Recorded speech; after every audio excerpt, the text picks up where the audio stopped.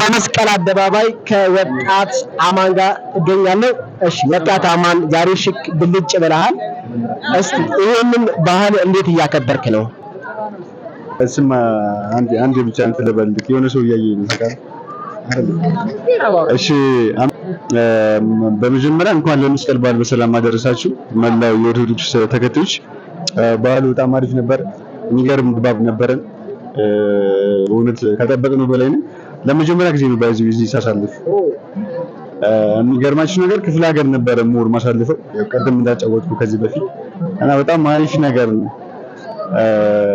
እና እንግዲህ የሚቀጥለው ኔክስት ይርም ራሱ እዚህ መተን የተሻለ ሼር የምናደርግበት ዘመን ይኖራል ብለን እናስባለን።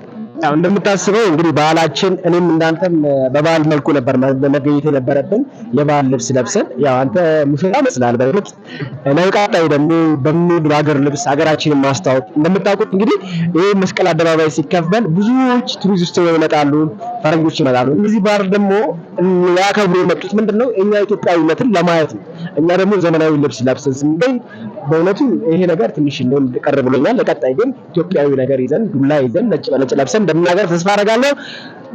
እና ወጣቶች የእውነት ዛሬ መጣችሁ በአንድ በሌላ ምክንያት ሳታከብሩ የቀራችሁ ወጣቶች በመቀጣት እንደምንም በላችሁ ንስሐ መግባት ካለብን ንስሐ ገበን ባህር የእውነት ይሄ ስጋዊ አይደለም። ይሄ ባህል መንፈሳዊ ነው። ለስጋም ለነፍስ የሚጠቅም ነገር ነውና መጣችሁ አክብሩ። ጊዜያችሁን በማይሆን ነገር ኳስ እያያችሁ አታበላሹ እላለሁ።